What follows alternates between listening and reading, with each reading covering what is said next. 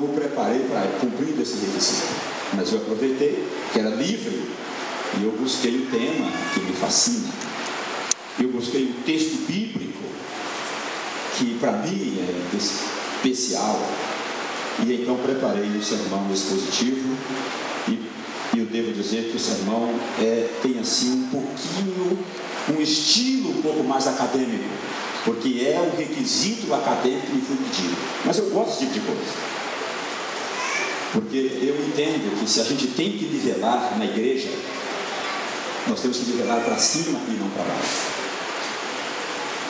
Vez por outra eu converso com a minha esposa sobre as minhas pregações. E eu me lembro que numa das que fiz aqui, alguém, não foi minha esposa, mas alguém fez a observação. Falou: pastor, o senhor, o nível está muito alto. E eu falei: eu prefiro receber essa crítica para o seu nível está muito baixo. Suas mensagens estão muito aguinha com açúcar. E eu disse à pessoa: eu prefiro esse tipo de crítica. Então, eu gosto de alguma coisa mais acadêmica, mais profunda, mais interessante.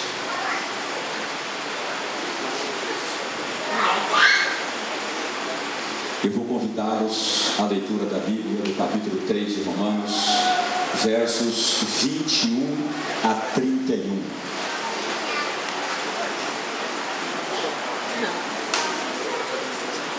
Romanos capítulo 3, versos 21 a 31. E o tema é justificação pela fé e seus resultados. Por incrível que pareça, ainda há muita confusão, ainda há mal compreensão do assunto da justificação pela fé e quais as implicações, quais seriam os resultados da compreensão desse assunto. Romanos 3, 21 a 31. O ideal seria que a cada momento da apresentação eu voltasse no texto bíblico e lesse um dos versos, ou dois ou três, de acordo com a argumentação. Mas eu não vou fazer isso porque nós iríamos tomar mais tempo do que a gente se dispõe. Então vamos ler pausadamente todo o texto e depois então eu espero que você relembre alguns versos do texto para facilitar a compreensão da argumentação que nós vamos apresentar. Mas agora começa assim o apóstolo Paulo: sem lei se manifestou a justiça de Deus testemunhada pela lei e pelos profetas. Justiça de Deus mediante a fé em Jesus Cristo, para todos e sobre todos os que creem, porque não há distinção, pois todos pecaram e carecem da glória de Deus, sendo justificados gratuitamente por sua graça, mediante a redenção que há em Cristo Jesus. Esta palavra redenção é importantíssima, a quem Deus propôs, no seu sangue como propiciação, é outra palavra importantíssima, mediante a fé, para manifestar, outra palavra interessante, a sua justiça, por ter Deus, na sua tolerância, deixado impunes os pecados anteriormente cometidos, tendo em vista a manifestação, olha a palavra aqui de novo, a manifestação da sua justiça no tempo presente, para ele mesmo ser justo e o justificador daquele que tem fé em Jesus. Onde, pois, a jactância? Foi de toda excluída. Por que lei? Das obras? Não, pelo contrário, pela lei da fé. Concluímos, pois, que o homem é justificado pela fé, independente das obras da lei. É porventura Deus somente dos judeus? Não é também dos gentios? Sim, também dos gentios, visto que Deus é um só, o qual justificará por fé o circunciso e mediante a fé o incircunciso. Anulamos, pois, a lei pela fé? Não, de maneira nenhuma. Antes, confirmamos a lei.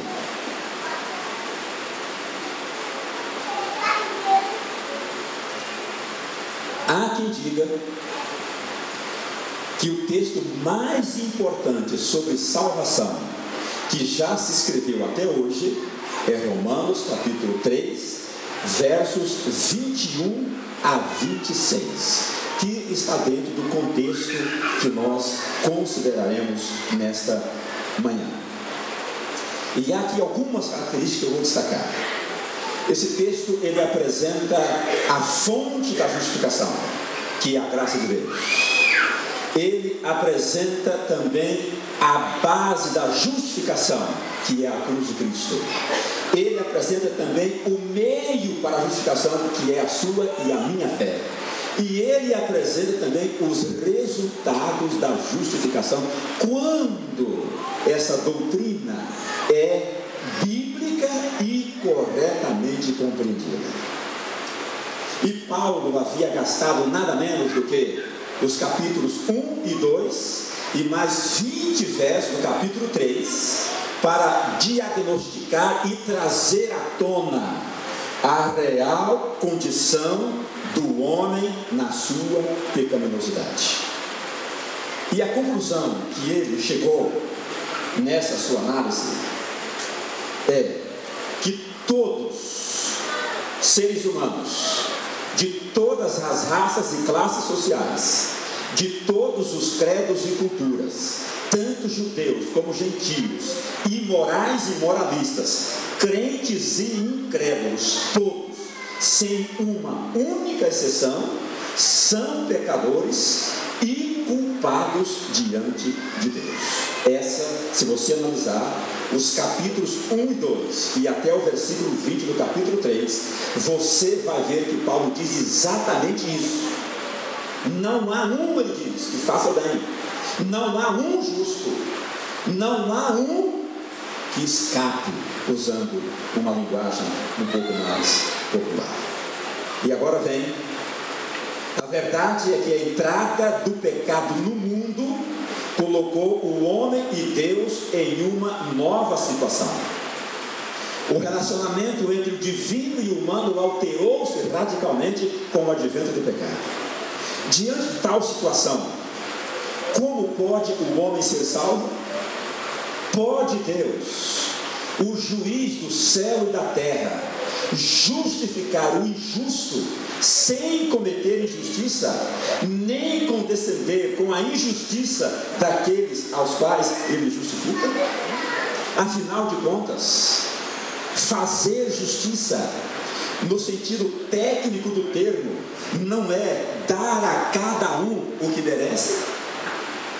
Segundo os meus limitadíssimos conhecimentos de leis e direito, etc., fazer justiça nada mais é do que dar a cada um aquilo que merece. E isso é o que está na Bíblia também, o princípio de justiça.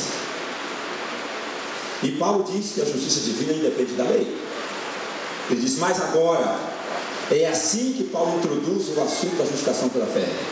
Essa pequena frase representa uma grande esperança. Para dizer a verdade, ela é a única esperança para o pecador que geme sob o peso do pecado. Ao estudar esse trecho da Epístola aos Romanos, você percebe o contraste que há entre Romanos 3, 21 a 31 e o que antecede. Tudo que antecede a esse texto mostra a separação e o afastamento do homem, entre o homem e Deus, por iniciativa do homem. A partir de Romanos 3, a partir do verso 21 de Romanos 3, você percebe uma ação contrária. É uma aproximação de Deus para com o homem e a iniciativa é de Deus. Essa é uma característica de Romanos capítulo 3, versos 21 a seguir. A justiça divina, diz Paulo, não depende da lei. A justiça que provém de Deus não depende da lei, ou seja, da nossa obediência a ela. Mas isso, segundo Paulo, acontece agora, no tempo presente. Houve um tempo em que a justiça dependesse da lei, sim, claro que houve. Se Paulo diz, mas agora, é óbvio que houve um tempo. E quem diz isso não é o José Pereira. Há um grande teólogo, reconhecido no meio teológico, chamado George Eldon Lege, e na sua teologia sistemática do Novo Testamento, ele diz assim: no Antigo Testamento, o verbo traduzido por justificar é tissadá. Seu significado é geralmente conformidade a uma norma. O homem justo, diz ele, é o homem que vive de acordo com a norma dada. Na Bíblia, norma tem o sentido de lei e vice-versa. E a primeira norma, ou a primeira lei, ou a primeira instrução que nós encontramos na Bíblia está lá em Gênesis capítulo 2. De todas as árvores do jardim podeis comer livremente, mas desta única vocês não vão comer, pelo dia em que dela comer, certamente morrereis. E eles comeram. Então a lei foi transgredida, a norma foi violada, a orientação foi quebrada. E essa é uma verdade. O Dr. Mário Veloso, um dos maiores teólogos dessa igreja, comentando esse fato, diz assim: quando o ser humano justo, reto, obediente e santo pecou, afastou toda a possibilidade legal de viver a justiça de Deus. Deus não poderia nunca mais relacionar-se com o homem num ambiente de justiça provido pela lei. Portanto, ainda que fosse possível viver sem cometer outro pecado, o que não era mais possível, mesmo assim o homem continuaria sendo pecador e, portanto, culpado diante de Deus. Não foi o grau do pecado, mas o fato do pecado. Entender isso é fundamental para se entender a justificação pela fé na prática, na vivência pessoal. É importante entender que a questão do pecado não foi um processo, foi um ato, foi um fato, e não o grau ou o processo de pecaminosidade que fez o homem pecador. Foi um ato, foi um fato, violou a lei, é pecador e não tem mais como voltar atrás, porque é um ato que não está para ser desfeito. É bom que você assimile isso. Assim, ainda que o homem pratique atos de justiça, continuaria sendo injusto diante de Deus. Isso, segundo Paulo, até o tempo presente, porque agora, diz ele, se manifestou a justiça de Deus, que não depende da obediência à norma, ou à lei, ou à instrução.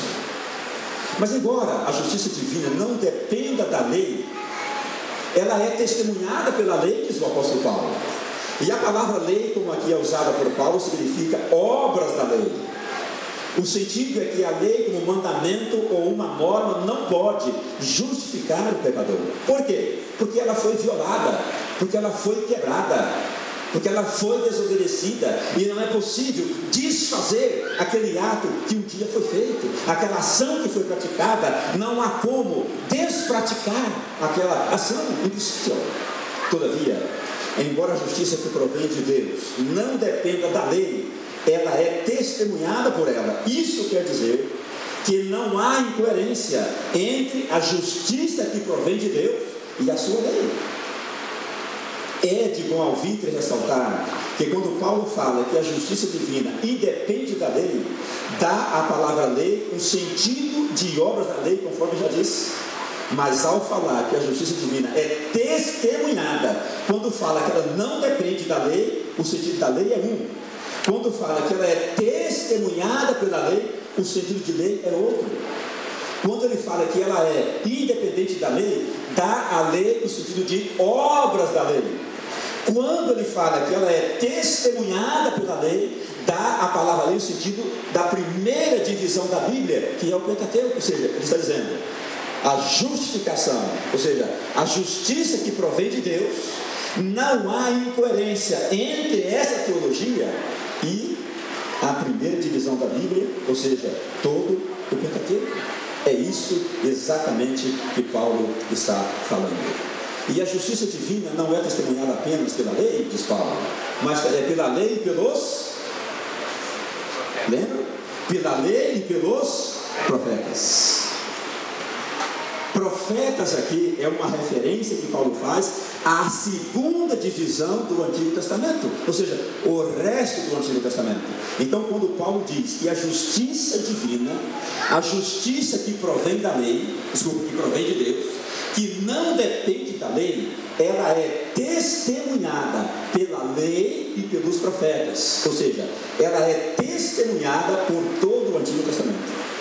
Desta feita, Paulo não se coloca em oposição à palavra de Deus revelada no Antigo Testamento, como pensam alguns. Ao contrário, para ele, trata-se da mesma justiça divina, testemunhada pela revelação do Antigo Testamento. Portanto, há conformidade, diz Paulo, entre o Evangelho cristão e a voz profética presente nas revelações do Antigo Testamento. Ainda que para alguns possa parecer um paradoxo, o próprio Antigo Testamento aprova a exclusão das obras da lei do ato da justificação, embora Paulo não entre aqui nos detalhes de provas escriturísticas, porque o fará no capítulo 4 de Romanos, talvez assunto para a nossa próxima pregação. No seu entender, basta por enquanto provar a harmonia existente entre a sua teologia da justificação pela fé e a palavra divina revelada no contexto do Antigo Testamento. Por isso ele diz que ela é testemunhada ou tem a aprovação da lei e dos profetas. Uma outra característica dessa justiça é que ela está acessível a todos. Se o pecado atingiu a todos, então a graça de Deus também pode beneficiar a todos.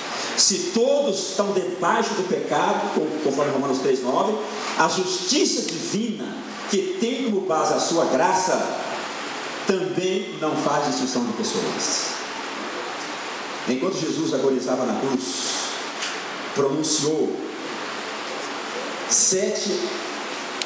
fez 7 pronunciamentos que são conhecidos hoje como as 7 palavras da cruz. Na primeira, que na verdade foi uma oração, ele disse: Pai, perdoa-los, porque não sabem o que fazem. Lucas 23, verso 34. Referindo-se a essa declaração, diz a escritora Ellen White: aquela oração de Cristo por seus inimigos abrangia o mundo inteiro, envolvia todo pecador que já vivera ou ainda viria a viver, desde o começo do mundo até o fim do século, desejado para 1745. Todos os pecadores de todos os tempos e lugares foram incluídos na oração de Cristo, por meio da qual ele pediu que Deus perdoasse a todos. Assim, a oferta universal da justificação se equipara à já demonstrada universalidade do pecado. Não foi só o pecado que atingiu a todos. Se todos fizerem, todos poderão ser justificados diante de Deus. Se não há distinção com relação ao pecado, também não há distinção em relação à justiça divina, porque todos podem desfrutar dessa graciosa iniciativa de Deus. Por isso Paulo disse em Romanos 5,18: pois assim como por uma só ofensa veio o juízo sobre todos os homens para a condenação, assim também por um só ato de justiça veio a graça sobre todos os homens para a justificação da vida. Então, se o pecado atingiu a todos, a graça igualmente atingiu a todos, é o que Paulo fala em Romanos 5, verso 18. Mas ainda há uma outra característica dessa justiça que provém de Deus. Ela não é por merecimento.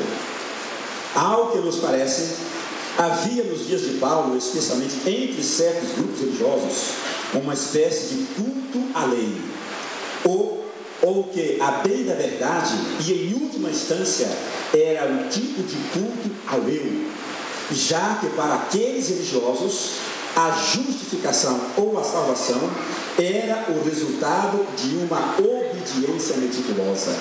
Era, desta feita, uma teologia antropocêntrica e não teocêntrica, e muito menos cristocêntrica, pois qualquer teologia que defenda que a salvação é pela obediência aos reclamos da lei está centrada não em Deus, mas no observante da lei. Percebe isso?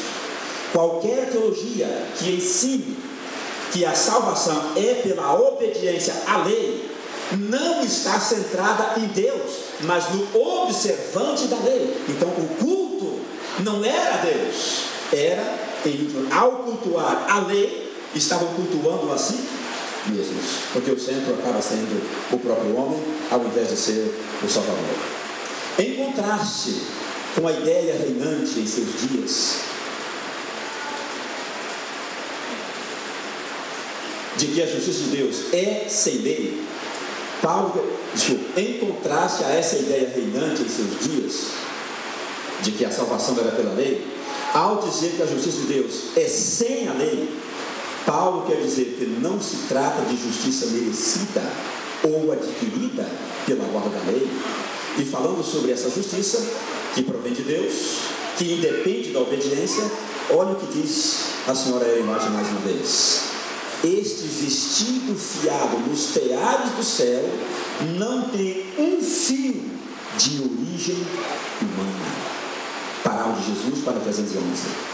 Como parte de sua argumentação sobre justificação pela fé, justiça que não depende do homem, Paulo faz as seguintes perguntas: onde, pois, a jactância? Foi de toda excluída. Por que lei? Das obras? Não, ele disse. Pelo contrário, pela lei da fé. Romanos 3, verso 27. Com isso ele mostra claramente que a intenção de Deus, ao manifestar a sua justiça, não é premiar as obras do autocrata religioso, mas sim agraciar aqueles que nele confiam. Isso é a intenção de Deus. Não é premiar o obediente, é agraciar aquele que nele confia. A justificação, unicamente pela fé, ela é marcada pela gratuidade.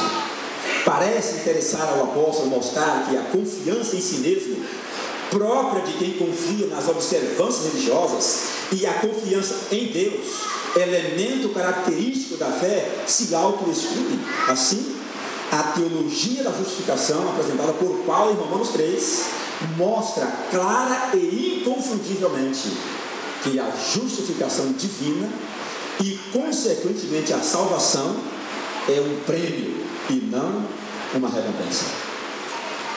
Se você está aqui para receber uma recompensa, esqueça, é um prêmio e não uma recompensa.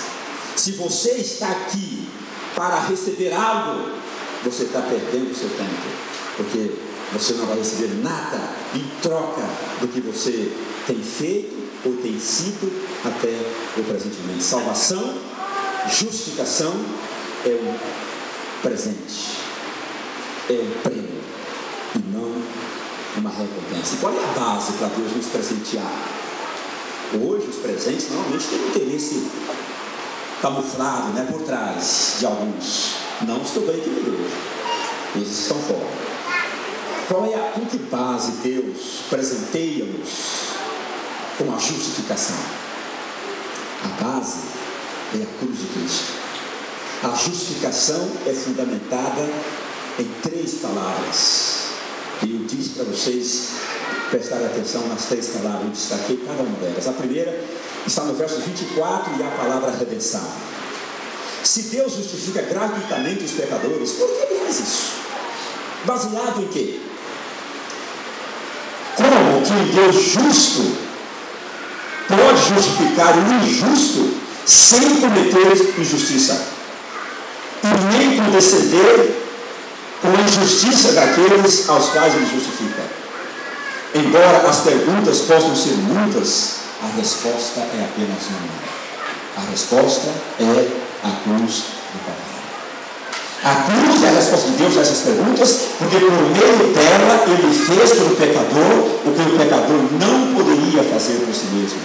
Por meio da cruz, Deus pode justificar o injusto sem cometer injustiça e nem condescender com a injustiça daqueles aos quais Ele justifica.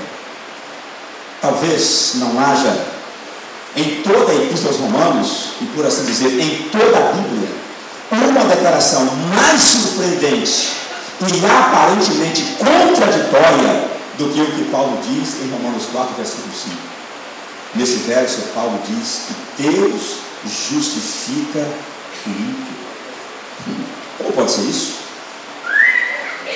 Assim, de acordo com o texto de Paulo, Deus faz exatamente o contrário do que ele mesmo ensinou em Deuteronômio 25, verso 1, diz assim: em havendo Deus falando aos seus líderes, assim, olha, em havendo contenda entre alguns e vierem a juízo, os juízes os julgarão, justificando o justo e condenando o culpado.